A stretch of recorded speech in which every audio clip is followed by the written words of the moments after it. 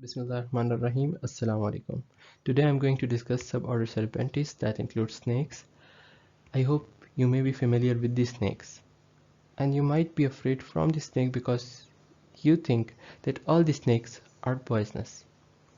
But actually, we have total 2900 species of these snakes. Among them, 300 species are venomous. सिर्फ 300 ऐसी species हैं snacks की जिसका venom आपको किल कर सकता है। बाकी जितनी भी स्पीशीज़ हैं वो नॉन वेनमस होती हैं। अलबत्ता उनकी भी सलाइवा में हमें टॉक्सिन्स नज़र ज़रूर आते हैं और साइंटिस्ट कहते हैं कि इन्होंने ये टॉक्सिन अपने एंसेस्टर से बोरो किए हुए हैं। बट ये टॉक्सिन्स आपको किल नहीं करते बल्कि मेडिकली पॉइंट ऑफ व्यू से बेनिफिशियल भी होते हैं और मेडिसिन बनाने में भी इस्तेमाल होते हैं। आपको एक इन्फॉर्मेशन देना चाहूँगा कि दुनिया में 30,000 पीपल की डेथ होती है एनुअली स्नेक बाइट से, और इसके अंदर हमारे पास इंडिया, पाकिस्तान और म्यांमार रीजन के लोग काफ़ी ज़्यादा हैं। वजह यह है कि यहाँ पे पॉपुलेशन काफ़ी डेंस होती है, यहाँ पे लोग काफ़ी ज़्यादा मौजूद होते हैं और अनफॉर्चुनेटली केयरलेस भी होते हैं। जिस तरीके से अभी आप अपने इर्द गिर्द देखें, कोरोना की सिचुएशन में हम लोगों ने कैसे सोशल डिस्टेंसिंग को अप्लाई की अपनी लाइफ में और कैसे हम लोगों ने प्रॉपर केयर की। इसी तरीके से अगर हम छोटे बच्चों को देखें तो वो स्ट्रीट्स में मूव करते हैं विदाउट प्रॉपर फुटवेयर और अपने केयर बिल्कुल नहीं करते। अगर ऐसी सिचुएशन में उनको कोई स्नेक उनके पाँव पे बाइट कर ले तो हमारे यहाँ की मेडिकल फैसिलिटीज़ और इमरजेंसी फैसिलिटीज़ इस लेवल नहीं है कि वो किसी की लाइफ बचा सकें। So that's why most of the deaths occur in these regions. Further अगर हम अमेरिका की बात करें, एक वेल डेवलप कंट्री है, तो वहाँ पे एनुअली 1500 लोगों की डेथ होती है विद द स्नेक बाइट, और वहाँ पे मेडिकल फैसिलिटीज़ और इमरजेंसी फैसिलिटीज़ भी काफ़ी अच्छी हैं। एक और इन्फॉर्मेशन के लिए आपके साथ बात शेयर करना चाहूँगा कि हमारे पास ये जो वेनमस स्पीशीज़ हैं ये सबसे ज़्यादा आपको ऑस्ट्रेलिया में नज़र आएंगी, और किसी कंट्री में नज़र ना आए, लेकिन ऑस्ट्रेलिया में आपको 4 टाइम्स ये वेनमस स्पीशीज़ ज़्यादा नज़र आने वाली हैं। तो वहाँ पे कभी भी जाते वक्त ख्याल रखिएगा कि किसी भी स्नेक के साथ वास्ता ना पड़े। अगर हम स्नेक की साइज़ की बात करें तो वो वेरी करता है from 10 centimetre to 8 metre. 10 centimetre हमारे पास स्मॉलेस्ट स्नेक है फुल वर्ल्ड में। अगर हम देखा जाए तो उसमें हमारे पास थ्रेड स्नेक आता है जो कि सबसे स्मॉलेस्ट है। इसका जो डायमीटर है कहा जाता है कि स्पेगेटी के नूडल के बराबर है। अगर हम लॉन्गेस्ट या लार्जेस्ट स्नेक की बात करें तो वो हमारे पास पाइथन है। रेटिकुलेटेड पाइथन की अगर साइज़ की बात की जाए तो ये अप्रॉक्सीमेटली होता है 7.65 मीटर, जिसको राउंड करके हम 8 मीटर बोल देते हैं। स्नेक्स की बॉडी हाईली स्पेशलाइज्ड होती है और मॉडिफाइड होती है डिफरेंट एस्पेक्ट्स में। इन तमाम एस्पेक्ट्स को हम अपकमिंग स्लाइड्स के अंदर प्रॉपर्ली डिस्कस भी करेंगे। एक फ़ीचर तो आपको एविडेंट भी होगा कि ये लिम्बलेस होते हैं, लेकिन इसके अलावा भी इन्होंने अपनी बॉडी में काफ़ी मॉडिफिकेशंस की हुई हैं और काफ़ी स्पेशलाइज फीचर्स इनकी बॉडी में मौजूद हैं, जिसको इंशाल्लाह हम डिस्कस करेंगे। जैसे कि मैंने पहले आपको बताया कि इनकी बॉडी में लिम्स आपको नज़र नहीं आती, ये लिम्बलेस फीचर्स इसके अंदर एविडेंट है। लेकिन इसके अलावा इनकी बॉडी में आपको पेक्टोरल और पेल्विक गिल्डस भी नज़र नहीं आएंगे। लेकिन हम अगर पाइथन और बोअस की बात करें तो उनके पास इन गिल्डल्स की वेस्टीज ज़रूर मौजूद हैं। ये एक एक्सेप्शनल केस है हमारे पास। कुछ स्नेक्स के अंदर आपको वेस्टीज नज़र आएगा लेकिन बाकी में कम्प्लीटली ये गिल्डल्स वगैरह एग्जिस्ट नहीं करते। अगर हम इनके वर्टिब्रे की बात करें तो वो शॉर्ट होते हैं और वाइड होते हैं, और अप्रॉक्सीमेटली 200 वर्टिब्रे इनकी बॉडी में प्रेजेंट होते हैं, और ये वर्टिब्रे इनको अंडुलेशन मूवमेंट में हेल्प करते हैं। अंडुलेशन मूवमेंट कुछ इस तरीके से होती है, इस टाइप की मूवमेंट जब ये करते हैं इसको हम अंडुलेशन मूवमेंट बोलते हैं। ठीक है, तो ये वर्टिब्रे इनको अंडुलेशन मूवमेंट में हेल्प करते हैं। इसके अलावा इन्होंने एक और मॉडिफिकेशन ये की हुई है कि इनके जो रिब्स होते हैं वो रिजिड होते हैं, हार्ड होते हैं, जो वर्टिब्रे के साथ मिल के जो इनको लेटरल स्ट्रेस होता है, यानी जो साइड से स्ट्रेस आ रहा होता है, जो प्रेशर आ रहा होता है, उसको रिड्यूस करता है, इनको हेल्प करता है। और जब ये स्नेक्स बेसिकली ग्रास या रफ ट्रेन के ऊपर मूव करते हैं तो ये रिब्स और वर्टिब्रे इनका जो स्ट्रेस होता है उस रीजन का, उस इलाके का, उस ट्रेन का, तो उसको रिड्यूस करते हैं और स्नेक को हेल्प करते हैं कि वो ईजिली अंडुलेशन मूवमेंट करे और उस जगह से ट्रैवल करे। तो ये काफ़ी कुछ थोड़ा बहुत इन्होंने अडाप्ट किया है अपने लिए मोशन को आसान बनाने के लिए। स्नेक ने अपनी इंटरनल एनाटॉमी को रीअरेंज किया हुआ है। उसकी बॉडी के अंदर आपको कुछ और मॉडिफिकेशंस भी नज़र आएंगी। अगर हम लेफ़्ट लंग की बात कर लें तो इनका लेफ़्ट लंग बहुत सारी स्पीशीज़ में आपको रिड्यूस नज़र आएगा या बिल्कुल नज़र ही नहीं आएगा, यानी एब्सेंट होगा। तो ये डिपेंड करता है स्पीशी पर कि किसी में आपको रिड्यूस फॉर्म में नज़र आ रहा होगा और किसी में एग्जिस्ट ही नहीं करेगा। अगर हम गाल ब्लैडर की बात करें तो गाल ब्लैडर इनके लिवर के पोस्टीरियर एंड पे प्रेजेंट होता है। ये इनका लिवर है और इसके यहाँ पे आपको गाल ब्लैडर नज़र आएगा। इसके अलावा अगर हम किडनीज़ की बात कर लें तो किडनीज़ जो हैं इसके अंदर राइट किडनी आपको लेफ़्ट किडनी से थोड़ी सी फॉरवर्ड डायरेक्शन में नज़र आएगी, लाइक ओवर हेयर। यहाँ पे इसकी किडनीज़ हैं, ये किडनीज़ लिखा हुआ है, ये किडनीज़ है। तो इसकी एक किडनी, ये वाली जो किडनी है, ये आपको दूसरी किडनी से थोड़ी सी ज़्यादा फॉरवर्ड डायरेक्शन में नज़र आएगी, ज़्यादा एंटीरियर नज़र आएगी। तो ये मॉडिफिकेशन भी इनकी बॉडी में आपको एविडेंट होगी। इसके अलावा उन्होंने अपनी बॉडी के अंदर जो गोनेड्स है उसको भी डिस्प्लेस किया हुआ है। तो काफ़ी ऑर्गन्स को इन्होंने रीअरेंज किया हुआ है अपनी बॉडी के अंदर ताकि इनको जो बॉडी मोशन है, मूवमेंट है, वो आसान हो। अगर हम स्नेक की बॉडी मॉडिफिकेशन की बात करें with respect to different terrains और हैबिटाट, तो इसकी बॉडी में हमें कुछ ज़्यादा मॉडिफिकेशन नज़र नहीं आती। फॉर एग्ज़ाम्पल अगर हम किसी डेजर्ट स्नेक को कंपेयर करते हैं किसी एक्वेटिक स्नेक के साथ, तो उसकी इंटरनल एनाटॉमी मैक्सिमम सेम होगी। जो बेसिक डिफरेंस हमें नज़र आता है वो उनकी बॉडी लेंथ्स में नज़र आता है with respect to their terrain. अगर हम अर्बोरियल स्पीशीज़ की बात करें, वो स्नेक की स्पीशीज़ जो कि ट्रीज़ के ऊपर रहना पसंद करती हैं, तो उनकी बॉडी को अगर हम देखें तो वो लेंथी होती, एलोंगेटेड होती हैं। और यही फीचर है जो इन्हें हेल्प करता है ट्री ब्रांचेस के ऊपर व्रैप होने में, और डिफरेंट बड़े से बड़े ट्री के ऊपर ईजिली व्रैप हो जाते हैं। अगर हम बर्विंग स्नेक स्पीशीज़ की बात करें तो उनकी बॉडी जो अमूमन होती है वो शॉर्ट होती है और ये फीचर फिर उनको बरो करने में हेल्प करता है। इसी तरह हमारे पास कुछ ऐसी स्पीशीज़ हैं जो कि बड़े प्रे के ऊपर फीड करती हैं, लाइक पाइथन। तो ये जो पाइथन होते हैं इनके जो बॉडी है नेचर ने ब्रॉड की हुई है ताकि इनको कोई प्रॉब्लम ना हो अपने से बड़े प्रे के ऊपर फीड करने में, ये ईजिली उनको सॉलो कर सकते हैं। इसी तरह अगर हम स्विमिंग करने वाली स्पीशीज़ यानी एक्वेटिक स्नेक्स की बात करें तो उनकी बॉडी को नेचर ने लेटरली कंप्रेस किया हुआ है, मतलब साइड से कंप्रेस किया हुआ ताकि वो फ्लैट हो जाए और ईजिली स्विम कर सकें वाटर के अंदर। और यही फीचर उन्हें वाटर के अंदर तो गुड स्विमर बना लेता है, लेकिन अगर ये कभी लैंड पे आ जाए तो वहाँ पे हेल्पलेस होते हैं, वहाँ पे इतने अच्छे से मूव नहीं कर पाते। तो वाटर की हद तक गुड स्विमर्स, लेकिन जब लैंड पे आते हैं तो अच्छे तरीके से अंडुलेशन नहीं कर पाते। स्नेक और लिजर्ड की आई को अगर कंपेयर किया जाए तो उसके अंदर कुछ डिफरेंसेस मौजूद हैं। जो स्नेक का फोकसिंग मैकेनिज्म है वो इस तरीके से है कि वो स्टेशनरी ऑब्जेक्ट के ऊपर फोकस नहीं कर पाते। अगर हम उसकी रेटिना की मॉर्फोलॉजी की बात करें स्नेक की, तो वो भी काफ़ी डाइवर्स है। कुछ स्नेक स्पीशीज़ के पास जो फोटो रिसेप्टर्स हैं तमाम के तमाम रॉड्स होते हैं, कुछ स्पीशीज़ के पास तमाम कोन्स होते हैं, कुछ के पास डुप्लेक्स होते हैं यानी दोनों होते हैं। तो काफ़ी डाइवर्स रेटिना की मॉर्फोलॉजी प्रेजेंट है स्नेक की केस में। और ये कहा जाता है कि इन्होंने ये फीचर अपने बर्विंग एंसेस्टर से री इवॉल्व किया। इनकी आइज़ बेसिकली री इवॉल्व हुई हैं अपने एंसेस्टर से, यानी इनकी एंसेस्टर की आइज़ के अंदर फोकसिंग का प्रॉब्लम नहीं था, इस तरीके से जो मॉर्फोलॉजी थी डिफरेंट नहीं थी, लेकिन इन्होंने उसको दोबारा से मॉडिफाई किया, उसके अंदर दोबारा से चेंजेस लाए। और उसके अलावा भी हम काफ़ी चेंजेस देखते हैं, उनकी आइज़ के ऊपर कोई कवरिंग, कोई आईलिड वगैरह मौजूद नहीं होता, एक ट्रांसपेरेंट सी कवरिंग मौजूद होती है कॉर्निया के ऊपर जिसको हम बोलते हैं स्पेक्टिकल। ये जो स्पेक्टिकल होता है ये इनकी आई को प्रोटेक्ट कर रहा होता है। दूसरी बात ये कि ये आई ब्लिंक भी नहीं करते।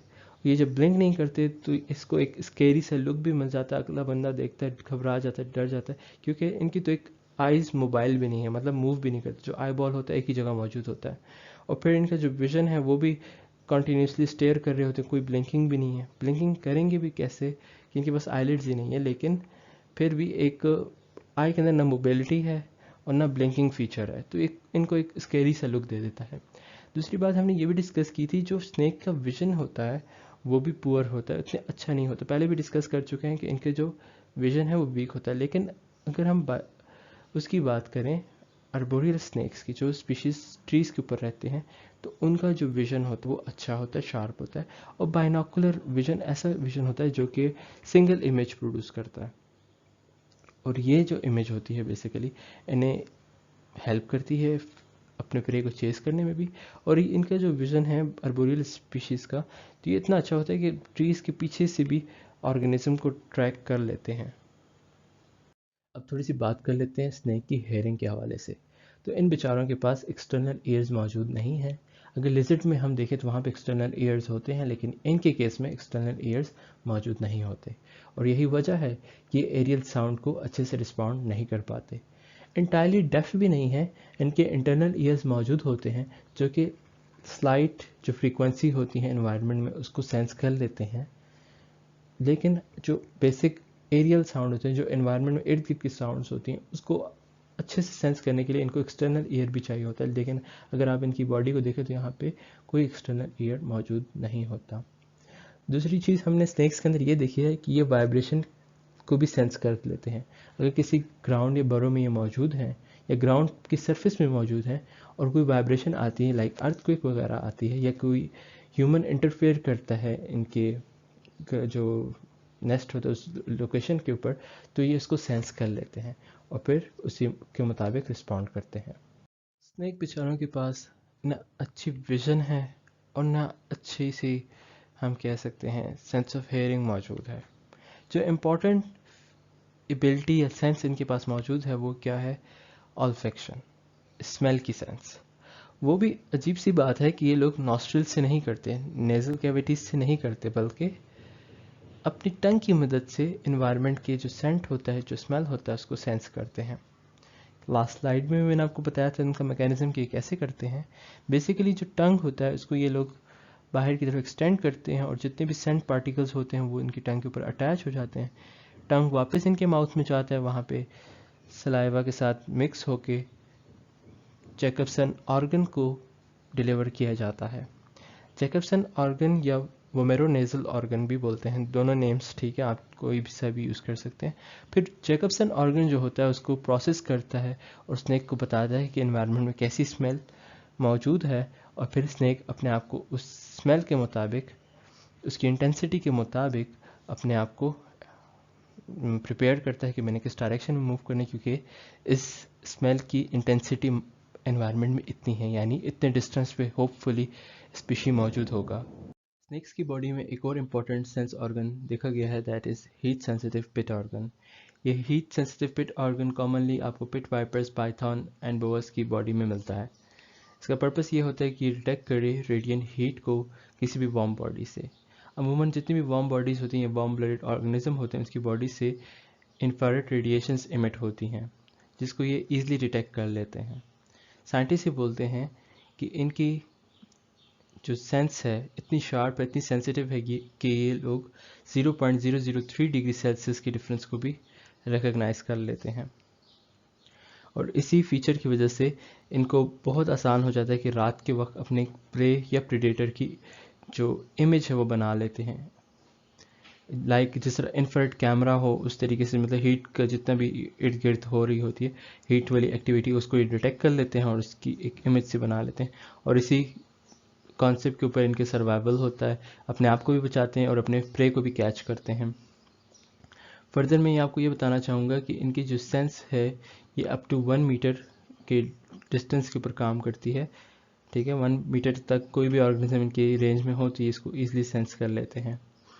मोरोवर इसके जो डायग्राम आपको नज़र आ रही होगी, this is the pit organ, ये इसकी ओपनिंग है, इसका ये आउटर चैम्बर है, this is the inner chamber. इसके बीच में जो आपको सर्कल नज़र आ रहा है ये जो है इनका मेम्ब्रेन है। इसके अंदर रिसेप्टर्स मौजूद हैं जिसके अंदर बहुत सारे माइटोकॉन्ड्रिया हैं, और ये रिसेप्टर्स बेसिकली जो भी इंफ्रारेड हीट होती है एनवायरनमेंट में या किसी वार्म बॉडी की या किसी वार्म ब्लडेड ऑर्गेनिज्म की लाइक मैमल्स या बर्ड्स, उसको ये रिकॉग्नाइज कर लेते हैं।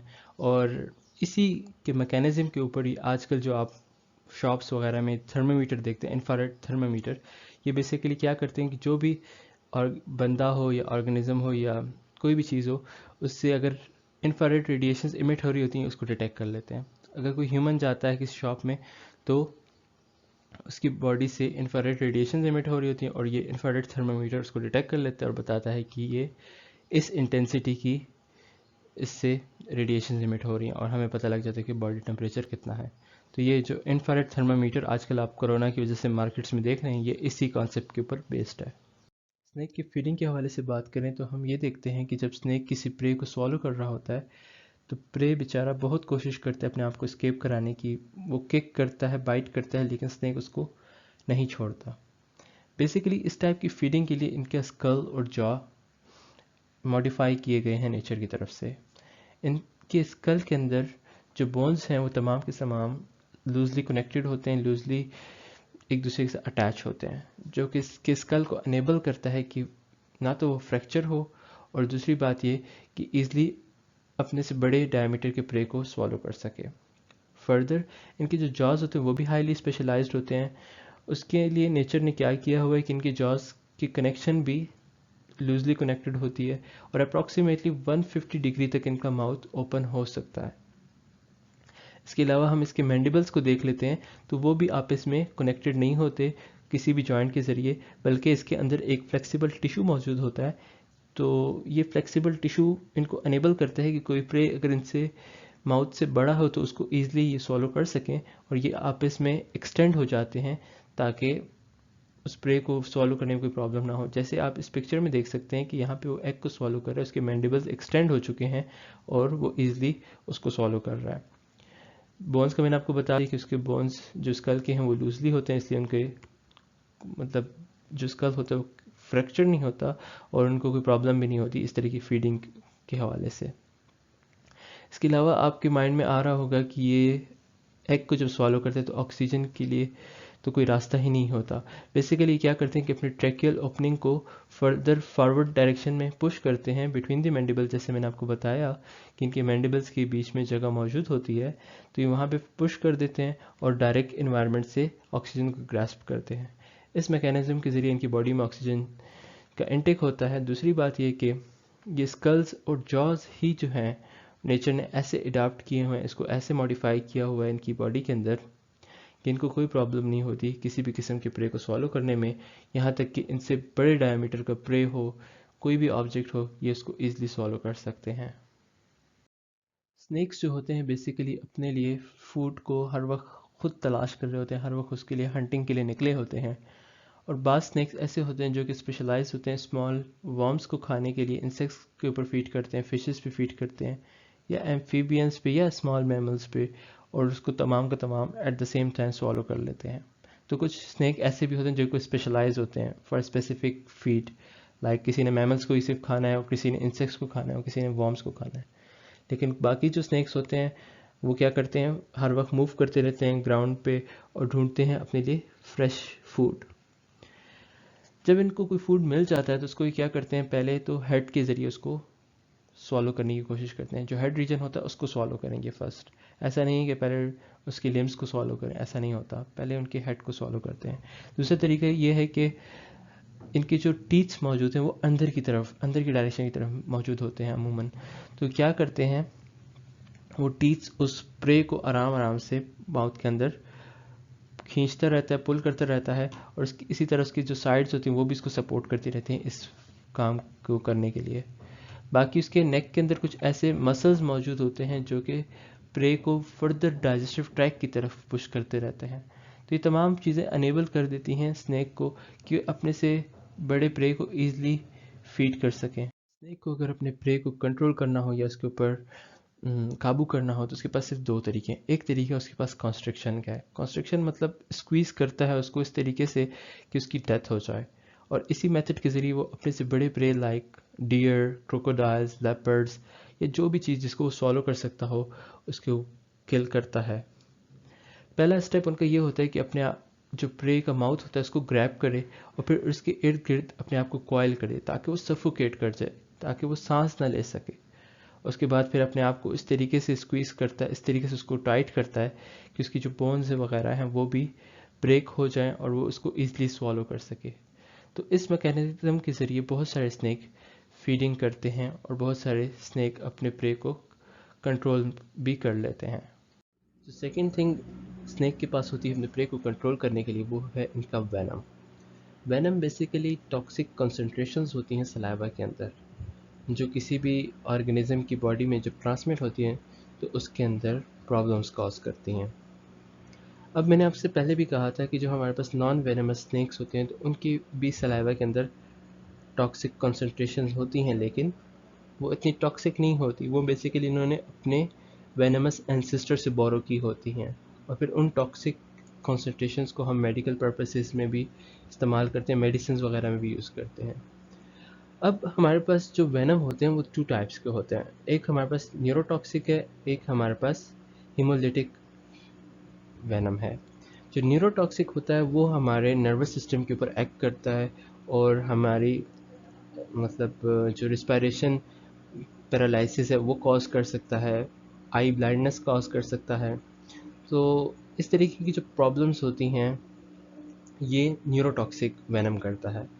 अगर हम हीमोलिटिक की बात करें तो वो जो होते हैं वो हमारे रेड ब्लड सेल को डिस्ट्रॉय करते हैं, ब्लड वेसल्स को डिस्ट्रॉय करते हैं और बॉडी के अंदर एक्सटेंसिव ब्लीडिंग कॉज करते हैं। जितने भी टिश्यूज़ होते हैं, जितने भी टिश्यू स्पेसेस होते हैं वहाँ पे एक्सटेंसिव ब्लीडिंग होने शुरू हो जाती है अगर हीमोलिटिक वेनम आपकी बॉडी में इंजेक्ट हो जाए। तो स्नेक के अंदर इस तरीके के वेनम्स मौजूद हैं। कुछ स्नेक्स ऐसे भी होते हैं जो कि इन दोनों के कम्बिनेशन को यूज़ करते हैं, न्यूरोटॉक्सिक और हीमोलिटिक के कम्बिनेशन को यूज़ करते हैं और इसके अलावा डाइजेस्टिव एंजाइम्स भी अपने प्रे के अंदर इंजेक्ट कर देते हैं ताकि उन्हें डाइजेशन में प्रॉब्लम ना हो। तो ये तमाम फीचर्स हमें स्नेक में देखने को मिलते हैं। पॉइजनस स्नेक की हमारे पास 4 फैमिलीज़ हैं। सबसे इम्पॉर्टेंट वन इज़ वाइपरिडे, जिसके अंदर हमारे पास वाइपर, पिट वाइपर्स आते हैं और पिट वाइपर्स के बारे में मैंने आपको बताया था कि इनके अंदर वो इंफ्रारेड रेडिएशन वाला सिस्टम होता है, ये हीट सेंसिटिव होते हैं। जी, वाइपरिडी की जो मेंबर्स होते हैं इनकी टीथ्स की अगर हम बात करें, जो फैंग्स होते हैं बेसिकली वो ट्यूबुलर होते हैं और हाईली डेवलप होते हैं और इनकी नेचर कुछ ऐसी होती है कि मूवेबल भी होते हैं, मूव भी करते हैं। जब इनका माउथ ओपन होता है तो ये टीथ्स आपको इरेक्ट नज़र आएंगे और ये बेसिकली एक मसल होता है इनकी माउथ के अंदर जो इनको इरेक्ट करता है।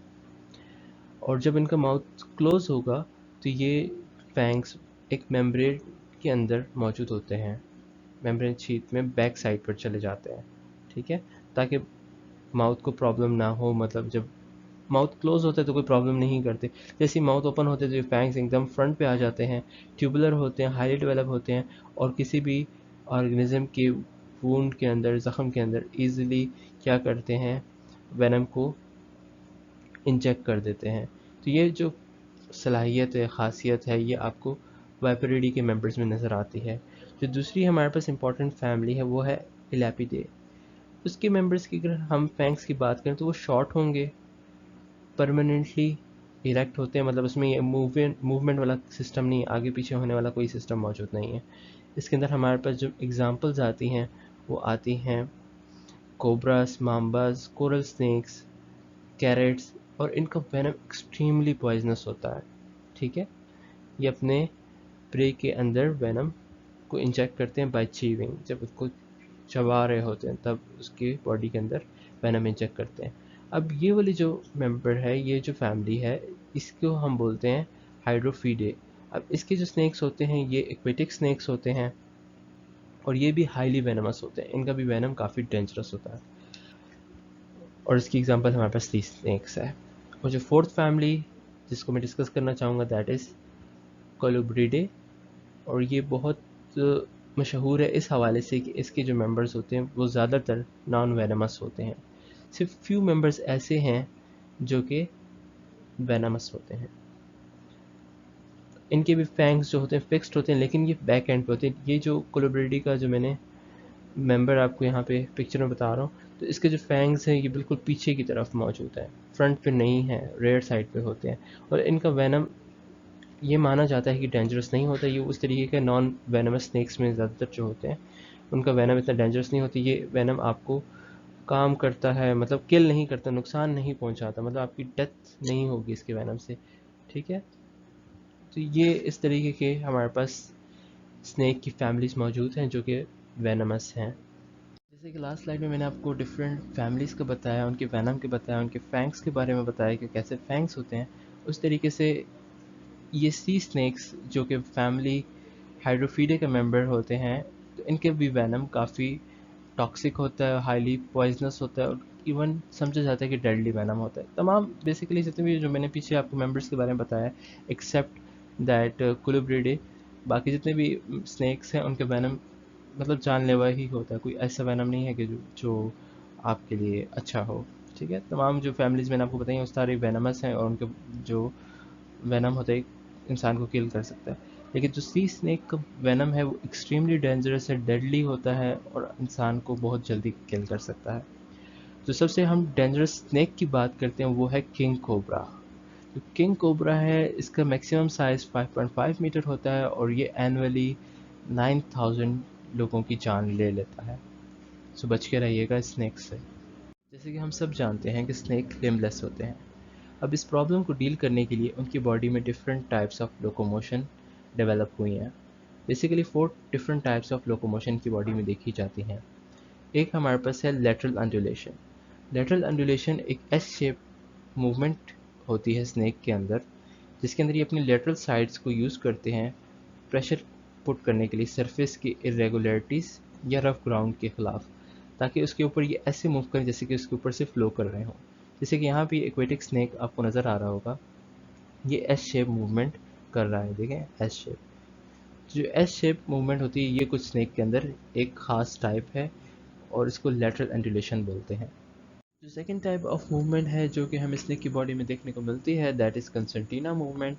कंसर्टीना मूवमेंट से स्नेक जो है ट्री के ऊपर क्लाइंब कर सकता है ईजिली, और उसके अलावा नैरो पैसेजेस के अंदर भी मूव कर सकता है। कंसर्टीना मूवमेंट करने के लिए snake basically S shape loops का इस्तेमाल करता है, जिसकी मदद से ये किसी भी सरफेस की साइड के साथ अपने आप को अटैच कर लेते हैं, ग्रैब कर लेते हैं। ब्रेसिंग का मतलब पकड़ लेना, ठीक है। तो उसको पकड़ लेता है और फिर अपनी बॉडी को फ्रंट पे पुश करता है, एक्सटेंड करता है। जो एस शेप लूप्स होते हैं तो इस टाइप की मूवमेंट में इनको हेल्प करते हैं किसी भी चीज़ पे क्लाइंब करने में या किसी नैरो जगह में मूव करने में। तो सबसे पहला स्टेप यही होता है कि वो एस शेप लूप बनाएं, उससे किसी साइड सरफेस को ब्रेस करें, और उसके बाद एक्सटेंड करते रहें। जो थर्ड टाइप ऑफ मूवमेंट है जो कि हमें स्नेक की बॉडी में नज़र आती है, that is rectilinear movement. Rectilinear movement की अगर बात की जाए तो ये एक स्लो मूवमेंट है लेकिन इफ़ेक्टिव मूवमेंट होती है। इसमें स्नेक जो है खामोशी से मूव करता है, और मेजॉरिटी इस मूवमेंट को इसलिए यूज़ करते हैं कि अपने प्रे के ऊपर नज़र रखे, उसको ट्रैक करे, और उसको खामोशी से एनालाइज करते रहे कि वो क्या कर रहा है। फॉर एग्जांपल कोई प्रे है, वो अपने एक्स को छुपा रहा है सैंड में, तो स्नेक खामोशी से उसको देख रहा होगा कि ठीक है तुमने यहाँ पे एक्स छुपाए। जब वो चला जाएगा तो जाके उधर से स्नेक एक्स को निकाल के इसके ऊपर फीड कर लेगा। तो इस टाइप ऑफ मूवमेंट में हम ये नोट करते हैं कि जो स्नेक होता है स्ट्रेट लाइन मूव करता है। लाइक ओवर हेयर आपको नज़र आ रहा होगा, ये स्नेक स्ट्रेट लाइन मूव करता है। तो ये मूवमेंट जो है हमारे पास थर्ड टाइप ऑफ मूवमेंट है जो कि हमें स्नेक की बॉडी में नज़र आती है। जो फोर्थ मूवमेंट है हमारे पास, that is side winding movement. Side winding movement अमूमन सैंडी सर्फेसिस पे रहने वाली स्पीशीज़ में हमने देखी है। इसकी बेहतरीन एग्जांपल हमारे पास डेजर्ट वाइपर्स की है। डेजर्ट वाइपर्स जो हैं बहुत अमेजिंग स्पीड से इस सर्फेसिस के ऊपर मूव करते हैं, सैंडी सर्फेसिस पर। और इस मूवमेंट को अचीव करने के लिए इनको दो काम करने पड़ते हैं। पहला काम ये करना होता है कि अपने बॉडी के लूप्स बनाने होते हैं और उसको फॉरवर्ड डायरेक्शन में थ्रो करना होता है। दूसरे पॉइंट इन्होंने ये जहन में रखना होता है कि अपनी बॉडी का जो एंगल है उन्होंने 60 डिग्री पर रखना होता है, जिस डायरेक्शन में इन्होंने ट्रैवल करना होता है। इस तरीके से ये साइड विंडिंग मूवमेंट को अचीव करते हैं। एक और इम्पॉर्टेंट बात कि इनकी बॉडी का सिर्फ 1 और 2 पार्ट जो होता है सरफेस का कांटेक्ट में आता है, बाकी जितना भी पार्ट होता है वो एयर में होता है। जैसे कि आपको पता है कि ये अपनी बॉडी को थ्रो कर रहे होते हैं, और इस तरीके से साइड विंडिंग मूवमेंट अचीव की जाती है। अब बात कर लेते हैं स्नेक की रिप्रोडक्शन के हवाले से। Most of the snake species हमारे पास ओवीपेरस होती हैं, यानी एग लेइंग्स होती हैं। ये हमेशा अपने एग्स प्रोटेक्टेड एरियाज़ में ले करते हैं, like rotten logs, under rocks, ground burrows, इस तरीके की लोकेशंस के पास जाके ये एग ले करते हैं, ठीक है, ताकि प्रोटेक्टेड रहें।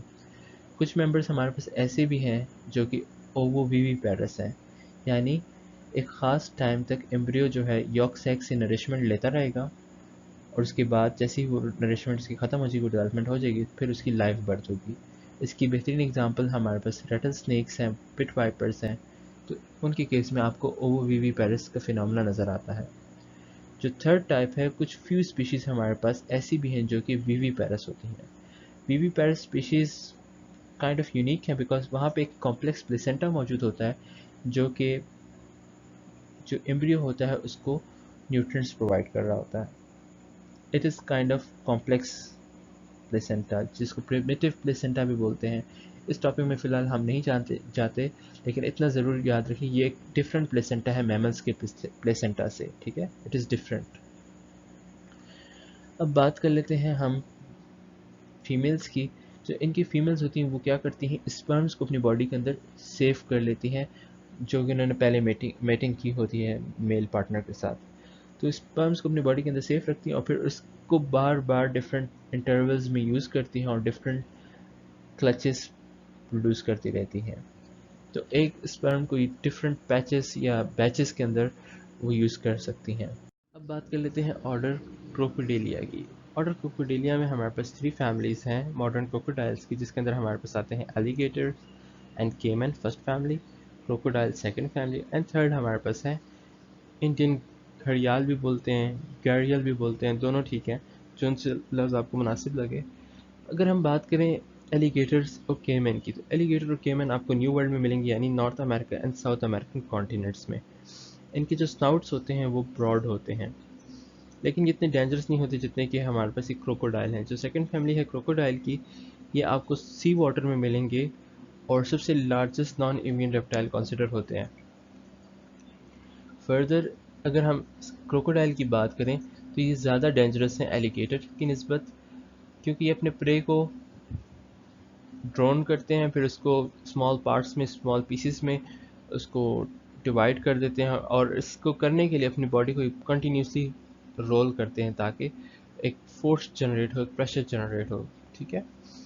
जो हमारे पास थर्ड वन है, जो थर्ड फैमिली है इंडियन घड़ियाल की, तो वो हमारे पास इंडिया में मौजूद है, बर्मा में मौजूद है, पाकिस्तान में भी मौजूद है, लेकिन करंटली इसकी जो स्टेटस है वो एक्सटिंक्ट होने को है, बिकॉज इनकी जो हैबिटाट है वो भी डिस्ट्रॉय हो रहे हैं, इनके लिए जो फिशेज़ हैं वाटर के अंदर वो भी मतलब इतनी ज़्यादा मौजूद नहीं है। फर्दर जो घड़ियाल होता है ये इतना डेंजरस नहीं होता, इससे आज तक कभी साबित नहीं हुआ कि इसने किसी ह्यूमन को किल किया हो, लेकिन इसके स्टमक में से ह्यूमन बॉडी के पार्ट्स मिले हैं, उनके ज्वेलरी वगैरह भी मिले हैं। तो कहा यह जाता है कि ये स्कैवेंजर है, मतलब अगर कोई उनको लाश वगैरह मिल जाए तो ये इसके ऊपर फीड ज़रूर करते हैं, लेकिन एज सच किसी लिविंग ह्यूमन को किल नहीं करते। इन तमाम मेंबर्स का कोई भी नेचुरल एनिमी नहीं है, सिवाय ह्यूमन बींग्स की। ह्यूमन बींग्स की वजह से तमाम स्पीशीज़ ख़तरे में हैं, आपको पता है। तो ह्यूमन बींग्स इनके सिर्फ वाहिद एनिमीज़ हैं, इसके अलावा इनका कोई नेचुरल एनिमी नहीं है। अब बात करते हैं इनकी अनचेंज फॉर्म की। अगर हम बात करें मीसोजोइक ईरा के क्रोकोडाइल्स की और आजकल के क्रोकोडाइल्स की, तो उसके अंदर आपको कुछ भी ज़्यादा डिफरेंट नज़र नहीं आएगा। अर्ली मीसोजोइक ईरा से लेकर अब तक इनकी बॉडी में कोई चेंज नज़र नहीं आता, और हम बोल सकते हैं कि ये अनचेंज रहे हैं 200 मिलियन ईयर्स से। अगर हम क्रोकोडिलिया की कुछ एबिलिटीज़ की बात करें तो फर्स्ट ऑफ ऑल उनका जो स्कल होता है वो इलांगेटेड होता है और उसको काफ़ी मसल्स ने सपोर्ट किया होता है। यही मसल्स उसको स्ट्रॉन्ग बाइट यानी पावरफुल बाइट में हेल्प करते हैं। मैं एक नेशनल जियोग्राफिक चैनल देख रहा था तो वो बता रहे थे अप्रॉक्सीमेटली 16,460 न्यूटन का फोर्स इनके जॉज के अंदर मौजूद होता है। तो काफ़ी अच्छा खासा फोर्स है, किसी भी चीज़ को आराम से उसका जो हुलिया है बिगाड़ सकते हैं। फर्दर इनकी जो हम डेंटेशंस की बात करें, यानी इनकी टीथ की अगर बात की जाए, तो वो थीकोडोंट डेंटिशन होते हैं। थीकोडोंट जो डेंटिशन होते हैं बेसिकली ऐसे डेंटिशन होते हैं जिसके अंदर टीथ जो होते हैं अपने सॉकेट्स के अंदर मौजूद होते हैं। ये फीचर अर्ली बर्ड्स में मौजूद था, आजकल के बर्ड्स में नहीं, अर्ली बर्ड्स की बात हो रही है। और आर्कोसोर्स जो कि उस वक्त के एनिमल्स थे, उनके अंदर ये फीचर्स देखा जाता है। तो हम ये भी कहते हैं कि जो हमारे पास ये डायनासोर्स का जो ज़माना था, तो उस टाइम के ये मेंबर्स, ये जो हम बोलते हैं आर्कोसोरियन लिनियज की बात जब करते हैं तो हम कहते हैं ये मॉडर्न क्रोकोडाइल्स और जो बर्ड्स जो होती हैं ये ओनली सर्वाइवर हैं आर्कोसोरियन लिनियज के, जिसने फिर बाद में डायनासोर्स को भी गिव राइज दिया। डायनासोर्स भी इसी लिनियज के मेंबर्स हैं, ठीक है, और इसके अलावा भी जितने भी मेंबर्स थे मेसोजोइक ईरा में वो भी इसी लीनियज से अराइज होते हैं। फर्दर हम इनकी बॉडी में देखते हैं कि इंटरनल लेयर्स मौजूद हैं, लेकिन वो इंटरनल लेयर्स इनके फ्रंट पे नहीं बल्कि इनके बैक साइड पे मौजूद होते हैं। इसका पर्पस ये होता है कि जब इनका माउथ फूड से भरा हो या इसके अंदर वाटर मौजूद हो तो इनको ऑक्सीजन लेने में कोई प्रॉब्लम नहीं होती, ईजिली इंटरनल लेयर्स की मदद से अपनी बॉडी में ऑक्सीजन ट्रांसमिट कर रहे होते हैं। फर्दर हम ऑर्डर क्रोकोडिलिया में एक और एबिलिटी देखते हैं, एक और फीचर देखते हैं, वो ये है कि फोर चैम्बर्ड हार्ट। बाकी किसी भी रेप्टाइल्स के अंदर आपको फोर चैम्बर्ड हार्ट नज़र नहीं आएगा, लेकिन अंदर आपको पार्शियल पार्टीशनिंग नज़र आती है, कंप्लीट पार्टीशनिंग नहीं होती, ठीक है। यहाँ पे जो हम क्रोकोडिलिया की बात करते हैं यहाँ पे प्रॉपर पार्टीशनिंग मौजूद होती है, पूरा प्रॉपर सही मानों में फोर चैम्बर्ड हार्ट होते हैं लाइक बर्ड्स एंड मैमल्स, जो कि इफेक्टिव ब्लड सर्कुलेशन में हेल्प करता है। दूसरी बात यह है कि अडल्ट क्रोकोडिलियंस, जिस तरह मैंने आपको पहले बताया था, उनका कोई दुश्मन नहीं होता, सिर्फ इंसान ही इनके दुश्मन है, वही इनकी जो प्रोजेनी है उसको एक्सटेंड करने पे तुले हुए हैं। इसके अलावा इनको कोई प्रॉब्लम नहीं होती। अलबत्ता इनके जो जुवेनाइल्स होते हैं उनको प्रीडेटर्स से ख़तरा होता है काफ़ी, मतलब बर्ड्स वगैरह इनके ऊपर फीड वगैरह कर सकते हैं, काफ़ी स्मॉल होते हैं, मैं आपको आगे पिक्चर में दिखा दूंगा। ऑर्डर क्रोकोडिलिया में अगर हम रिप्रोडक्टिव मेथड की बात करते हैं तो हमें मोस्टली स्पीशीज़ ओविपेरस दिखाई देते हैं, मतलब वो एग ले करेंगे, और कॉमनली इनकी जो फीमेल्स होती हैं 20 to 50 एग ले करती हैं और कोशिश करती हैं उसे प्रोटेक्टेड एरिया के अंदर ले करें, लाइक मास ऑफ वेजिटेशंस, जैसे कि आपको यहाँ पिक्चर में नज़र आ रहा होगा। या दूसरा काम ये करते हैं कि इसको सैंड के अंदर बरी कर देते हैं ताकि कोई प्रीडेटर उसको ईजिली एक्सेस ना कर सके। उसके बावजूद जो मदर होती है उन एग्स को गार्ड करती है, उन्हें प्रोटेक्ट करती है ताकि वो महफूज रहें। एक और चीज़ हम क्रोकोडिलियन में ये देखते हैं कि इंक्यूबेशन टेम्परेचर जो होता है वो सेक्स ऑफ द क्रोकोडिलियन जुवेनाइल्स को डिटरमाइन करता है। जो टेम्परेचर होता है वो ये बताता है कि ये जुवेनाइल जो हैच होगा ये फीमेल होगा या मेल होगा। अगर टेम्परेचर लो होता है तो अमूमन फीमेल हैच होते हैं, अगर टेम्परेचर हाई हो तो मेल हैच होते हैं। अगर टेम्परेचर मॉडरेट हो तो फिर हमें 5:1 की जुवेनाइल्स एग से हैच होते हुए नज़र आते हैं, मतलब फिर आपको 5 मेल नज़र आएंगे और एक फीमेल मिलेगा उनके एग से। बास क्रोकोडाइल में देखा गया है कि उनके जब हैचलिंग कोई वॉइस प्रोड्यूस करने लगते हैं तो मदर फ़ौरन उधर अप्रोच करती है और कोशिश करती है कि नेस्ट को ओपन करे ताकि बाकी हैचलिंग भी इजीली स्केप कर सकें। मैं एक वीडियो शेयर करूंगा, काफ़ी इंटरेस्टिंग है क्रोकोडाइल के हवाले से, कि वो कैसे डेलिकेट और फ्रेजाइल जो जुवेनाइल्स होते हैं उनको पिक करती है और उनको वाटर तक डिलीवर करती है। मैं इस पॉइंट के ऊपर एक वीडियो है वो लिंक में शेयर करूँगा, काइंडली ज़रूर देखिएगा, बहुत इंटरेस्टिंग है, बहुत ज़बरदस्त है। क्रोकोडाइल में पेरेंटल केयर भी एग्जिस्ट करती है और अमूमन मदर करती है for limited period of time, अपने जो यंग वंस होती हैं उसको प्रोटेक्ट करती है, किससे, प्रेडेटर्स से। उसके अंदर हमारे पास फिशेस, मैमल्स और डिफरेंट प्रेडेटर्स आते हैं। लाइक ओवर हेयर अगर आप देखो तो ये कितना छोटा सा क्रोकोडाइल है, और इसीलिए मैंने आपको शुरू की स्लाइड में बताया था कि इनका जो हैचलिंग होता है बहुत वल्नरेबल होता है, बहुत ही डिलिकेट होता है, ईजिली इसके ऊपर कोई भी प्रेडेटर फीड कर सकता है, लाइक कोई बर्ड भी इनको पिक करके ले जा सकता है। इतने स्मॉल होते हैं, इतने डिलिकेट होते हैं, लेकिन मदर की प्रोटेक्शन की वजह से सेफ रहते हैं, कोई प्रॉब्लम इनको नहीं होती। बात कर लेते हैं ऑर्डर स्फेनोडोंटा की, जिसके अंदर हमारे पास आते हैं टॉटोरस। टॉटोरस को हम प्रिमिटिव फॉसिल भी बोलते हैं, क्यों बोलते हैं नेक्स्ट स्लाइड में इंशाल्लाह आपके साथ डिस्कस करूंगा।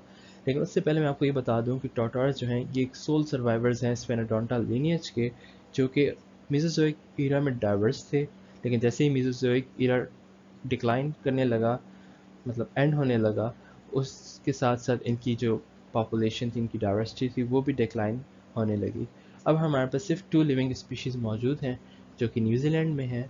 एक ज़माने में न्यूजीलैंड में भी इनकी पॉपुलेशन काफ़ी डाइवर्स थी, हर जगह आपको नज़र आते थे, लेकिन अब ये बेचारे 2 आइलैंड्स तक रिस्ट्रिक्टेड हो चुके हैं। एक को हम बोलते हैं कुक आइलैंड, दूसरे को हम बोलते हैं नॉर्थ आइलैंड, तो वहाँ पे सिर्फ इनकी प्रोजेनी मौजूद है।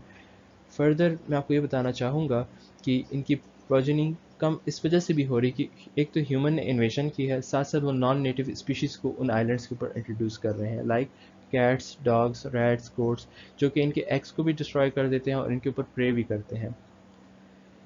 ये जो टॉटॉरस हैं अमूमन लिजर्ड लाइक होते हैं, इनका साइज़ 66 सेंटीमीटर से थोड़ा सा कम होता है। रहते बरोज़ में हैं। एक सी बर्ड है जिसको हम बोलते हैं पेट्रल, उसके साथ ये अपना बरो शेयर भी करते हैं, काफ़ी मोहब्बत है उस बर्ड के साथ इनकी।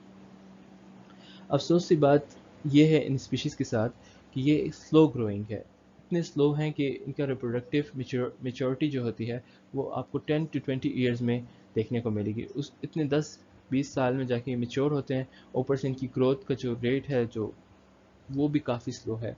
मैक्सिमम अगर हम देखें तो ये 77 ईयर तक इनकी एवरेज लाइफ स्पान देखी गई है। और साइंटिस्ट ये बोलते हैं कि सबसे स्लो जो मॉर्फोलॉजिकल इवोल्यूशन है किसी वर्टिब्रेट की, तो वो ये टॉटोरस की है। इसके अलावा आपको ऐसा कोई वर्टिब्रेट नहीं मिलेगा जिसकी इवोल्यूशन इतनी स्लो हो। को हम लिविंग फॉसिल इसलिए बोलते हैं क्योंकि इसकी बॉडी में जितने भी फीचर हैं वो रिजेंबल करते हैं इनके फॉसिल फॉर्म के साथ। कहने का मकसद ये 2020 का टोटारा 200 मिलियन ईयर ओल्ड फॉसिल के साथ एग्जैक्टली सिमिलर है। इनकी बॉडी के अंदर आपको कोई चेंज नज़र ही नहीं आता, इस वजह से हम इनको लिविंग फॉसिल बोलते हैं। इसके अलावा जो इनका स्कल है वो भी प्रिमिटिव फॉर्म में है, अमूमन डायप्सिड स्कल होता है विद 2 टेम्पोरल ओपनिंग्स। एक और फीचर जो हम इनकी बॉडी में देखते हैं वो ये है कि वेल डेवलप्ड पेरिटल आई इनके स्कल में मौजूद है। जो पेरिटल आई होते हैं ये अमूमन हमें एन एमनियोट्स में देखने को मिलते हैं। फर्स्ट टाइम हमें एमनियोट्स में पेरिटल आई टोटारस के केस में नज़र आता है। पेरिटल आई अमूमन एक आई होती है, लाइक इसकी कॉर्निया प्रॉपर मौजूद होता है, रेटिना मौजूद होता है, लेकिन ये इसकी जो स्किन होती है टोटारा की उसके नीचे बल्ड होता है। बहुत सारे साइंटिस्ट कहते हैं इनका कोई फंक्शन नहीं है, लेकिन रिसेंटली पता लगा है कि ये जो थर्ड आई है ये अमूमन लाइट चेंजेस को रजिस्टर करती है और जो सीजनल रिदम होते हैं या डेली रेगुलेशंस होती हैं उसको सेंस करती है। तो इस तरीके से जो इनका पेरिटल आई है वो फंक्शन करता है।